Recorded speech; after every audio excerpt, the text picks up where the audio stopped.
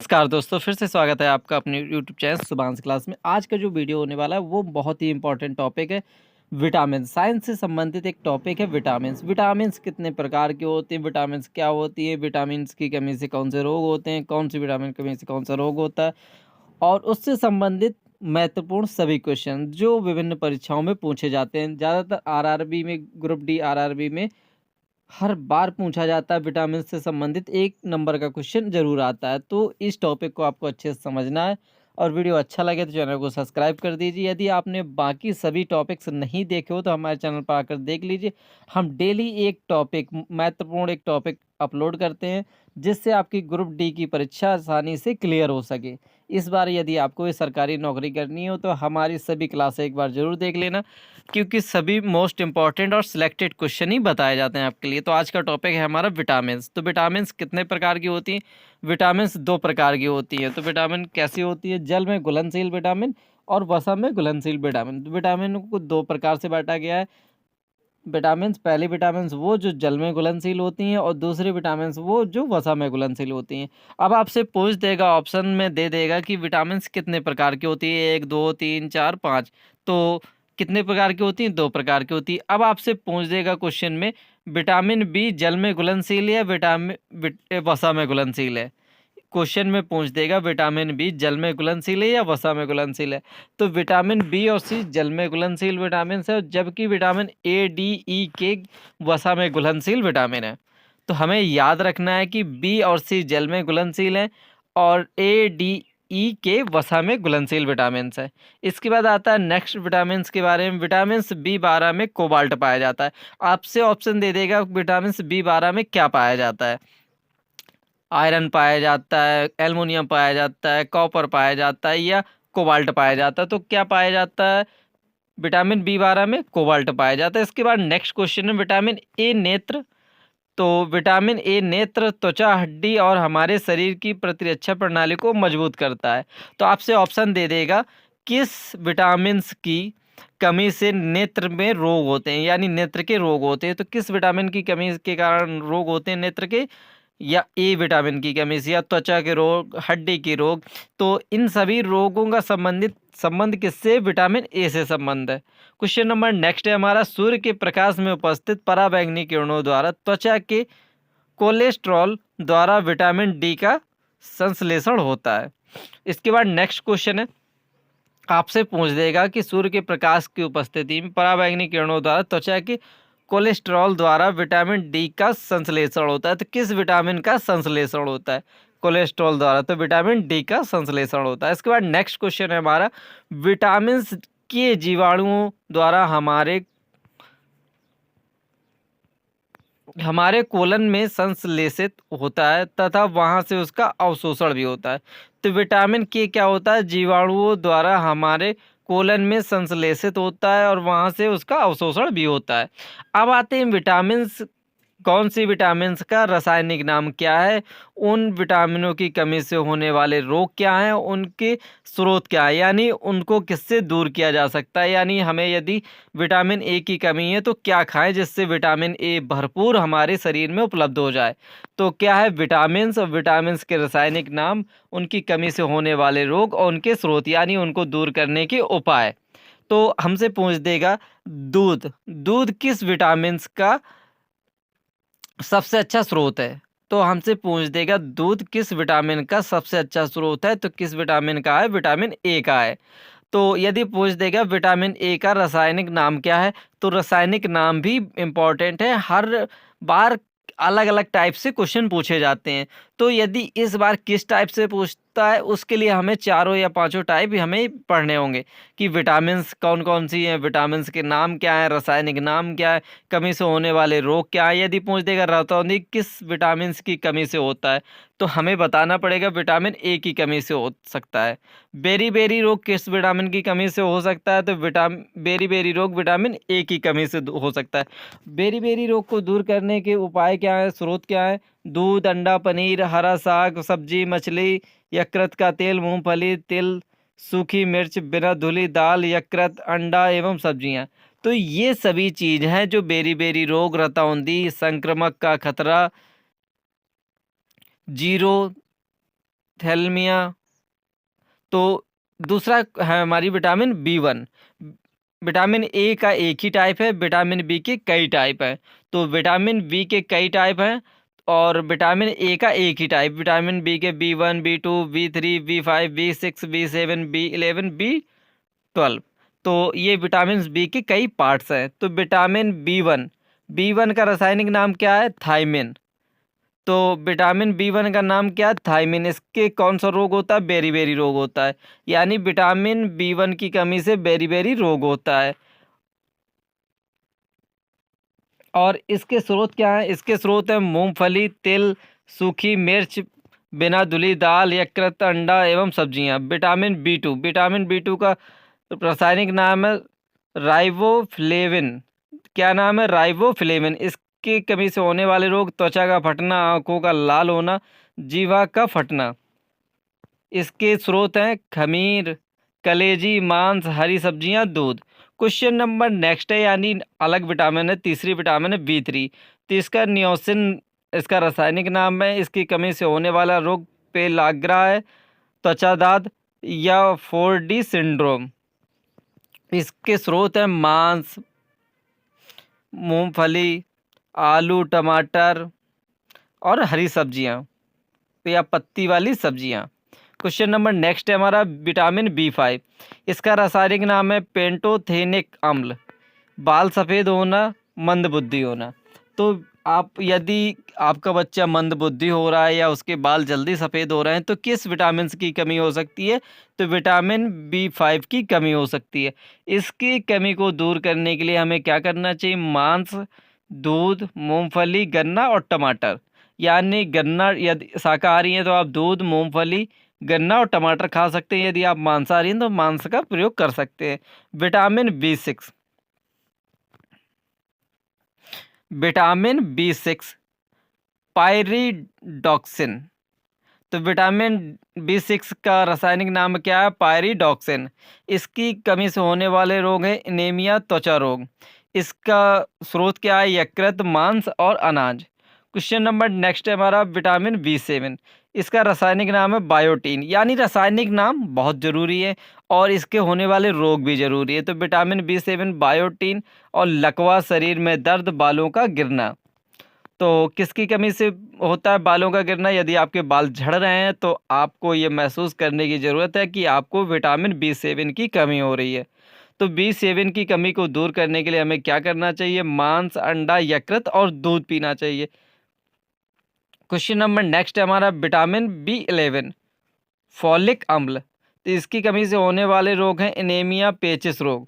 और इसकी कमी को दूर करने के लिए ये स्रोत हैं इसके यकृत, सब्जियां, अंडा, सेम, दाल। क्वेश्चन नंबर यानी विटामिन नेक्स्ट है विटामिन B12 का रासायनिक नाम है साइनोकाबालेमिन। और इसके रोग हैं एनीमिया, पांडु रोग और समांस, कलेजी और दूध इनके स्रोत हैं। नेक्स्ट विटामिन है vitamin C ascorbic acid. Vitamin C का रासायनिक नाम क्या होता है? Ascorbic acid. और इसकी कमी से होने वाले रोग स्कर्वी, मसूड़े का फूलना। कुछ इसके स्रोत हैं हमारे नींबू, संतरा, नारंगी, टमाटर, खट्टे पदार्थ, मिर्च, अंकुरित अनाज, मछली, यकृत का तेल, दूध, अंडे। विटामिन D कैल्सीफेरॉल और इसकी कमी से होने वाले रोग रिकेट्स बच्चों में और ऑस्ट्रियोमलेशिया। और ये वैक्स में होता है। इसके स्रोत हैं मछली युक्त तेल, दूध, अंडे। इसके बाद नेक्स्ट विटामिन है विटामिन E टोकोफेरॉल। इसके रोग हैं जनन शक्ति कम होना, पत्ती वाली सब्जी, दूध, मक्खन, अंकुरित गेहूं, वनस्पति तेल। विटामिन K फ्लोक्विनोन रक्त का थक्का न बनना। यदि आप कहीं चोट लग जाती है और देर तक खून बहता रहता है तो आपको ये बहुत जल्दी समझ जाना चाहिए कि हमें विटामिन K की कमी हो रही है। इसकी कमी को दूर करने के लिए टमाटर, हरी सब्जियां आंतों में उत्पन्न होती हैं। क्वेश्चन नंबर नेक्स्ट है हमारा अब आता है जीवाणुओं के द्वारा होने वाले रोग। कभी कभी पूछ देता है हमें, जैसे पूछ दिया उसने टिटनेस बीमारी हमारी किससे होती है? जीवाणु से होती है या वायरस से होती है या फंगस से होती है, किससे होती है? तो टिटनेस हमारी किससे होती है? जीवाणुओं से होती है। तो ये हमें याद रखने की ज़रूरत है, जीवाणुओं के द्वारा होने वाले रोग कौन-कौन से हैं। और बीमारी क्या है, प्रभावित अंग क्या है, यानी टिटनेस किस टिटनेस बीमारी होने पर हमारे शरीर का कौन सा अंग प्रभावित होता है। तो टिटनेस होने पर तंत्रिका तंत्र प्रभावित होता है, जीवाणुओं के नाम क्या हैं और लक्षण क्या हैं। यदि हमें टिटनेस हो जाती है तो हमें कैसे पता लगाना चाहिए या लक्षण क्या है उसके, हमें कैसे जानना चाहिए, हमें क्या होगा जिससे हमें पता चलेगा टिटनेस है। तो टिटनेस की बीमारी बीमारी का नाम है टिटनेस और ये किससे होती है? जीवाणुओं से होती है। तो नॉर्मल क्वेश्चन पूछ सकता है कि टिटनेस किससे होती है?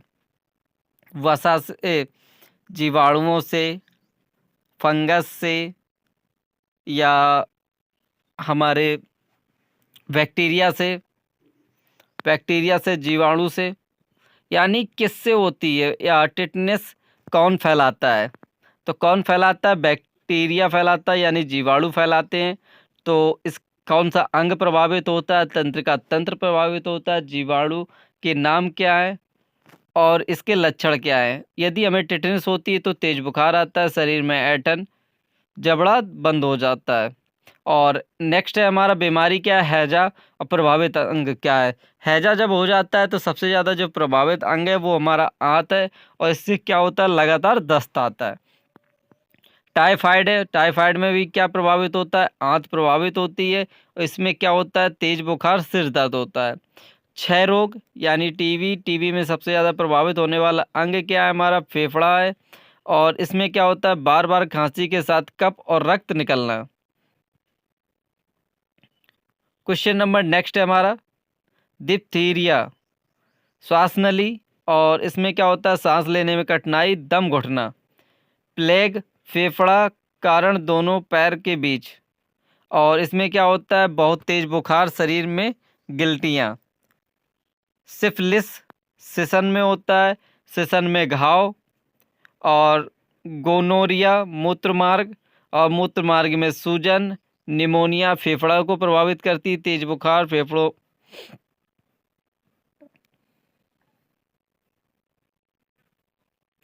तेज बुखार, फेफड़ों में सूजन।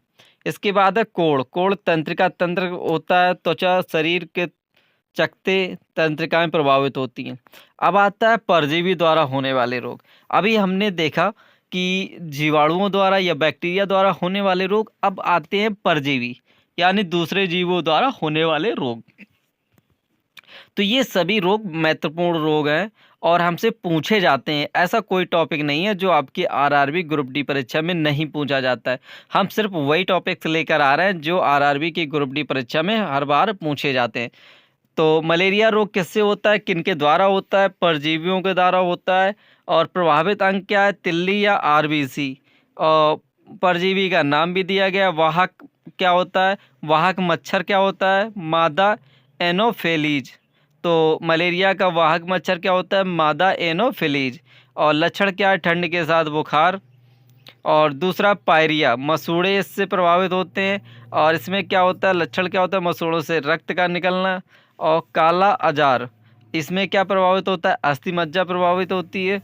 बालू मक्खी होता है इसका वाहक और तेज बुखार आता है। पेचिश आंत प्रभावित होती है और इसमें लक्षण क्या होता है? श्लेष्मा एवं खून के साथ दस्त।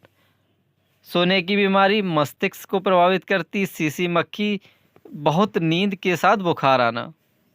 क्वेश्चन नंबर नेक्स्ट है हमारा वायरस। अभी हमने बैक्टीरिया देखा और परजीवी देखा, अब आया वायरस। तो वायरस क्या है? वायरस से होने वाले रोग कौन कौन से हैं? कौन सा रोग वायरस से फैलता है? कभी कभी क्वेश्चन पूछ दिया जाता है खसरा किससे फैलता है? बैक्टीरिया से या वायरस से? तो हमें ऑप्शन लगाना होता है, ये विषाणु यानी वायरस से फैलते हैं। वायरस से यानी विषाणुओं से फैलने वाले रोग कौन कौन से? हमें हिंदी इंग्लिश दोनों याद रखनी है क्योंकि कभी कभी क्वेश्चन में लिख देता है वायरस, वायरस से होने वाली बीमारियाँ, तो हिंदी नहीं लिखता है कि विषाणु।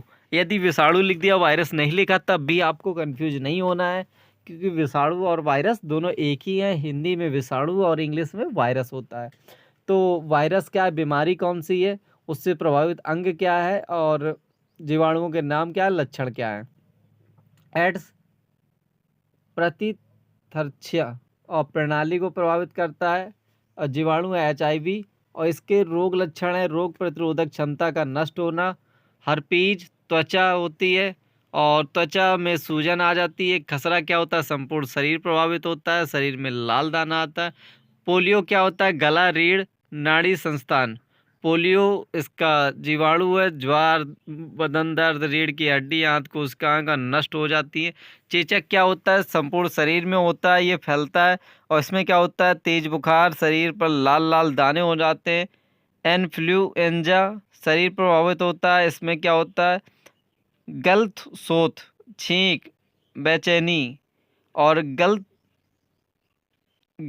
सोत में क्या होता है, पैराथायराइड्स ग्रंथियां प्रभावित होती हैं, और ज्वार के साथ मुंह खोलने में कठिनाई होती है। और छोटी माता क्या होती है, संपूर्ण शरीर में होती हैं, और हल्का बुखार, शरीर में पित्तिकाएं होती हैं। ट्रेकोमा क्या होती है, आँख होती है, आँख का लाल होना, आँख में दर्द होना। रेबीज क्या होती है, तंत्रिका तंत्र प्रभावित होता है, रेबडो वायरस होता है ये। और मेनिनजाइटिस क्या होता है, मस्तिष्क में होता है, इसमें भी तेज बुखार आता है। डेंगू ज्वार क्या होता है, संपूर्ण शरीर, खासकर सिर, आँख और जोड़, और इसमें क्या होता है, आँखों, पेशियों, सिर तथा जोड़ों में दर्द होता है। तो ये थी विटामिन से होने वाले रोग, और विटामिन कितनी प्रकार की होती हैं, जीवाणु क्या होते हैं, जीवाणुओं से होने वाले रोग क्या होते हैं, बैक्टीरिया क्या होती हैं, बैक्टीरिया से होने वाले रोग, परजीवियों से होने वाले रोग। तो ये एक इम्पॉर्टेंट टॉपिक्स था हमारा। यदि आप इसी टॉपिक्स को PDF में पढ़ना चाहते हैं, इसके लिए आपको क्या करना होगा, सबसे पहले गूगल पर जाना होगा और सर्च करना होगा हमारी गूगल वेबसाइट को, subhansclasses.com। तो ये क्या है, हमारी ये गूगल वेबसाइट है, जिसको आप गूगल पे सर्च करना होगा, आपको वहाँ पर जैसे ही सर्च करेंगे तो पहले नंबर पे आएगी हमारी subhansclasses.com। तो उसे ओपन करना है, उसके ओपन करने के बाद आपको नीचे लेवल पर जाना है और देखना है RRB ग्रुप डी से संबंधित महत्वपूर्ण टॉपिक्स। तो वहाँ पर आपको सभी टॉपिक्स मिल जाएंगे, डिस्क्रिप्शन भी दे देंगे, वहाँ पर लिंक दे देंगे, जहाँ से आप इसको आसानी से PDF में भी पढ़ सकते हैं। तो मिलते हैं नेक्स्ट वीडियो में, तब तक के लिए बाय बाय।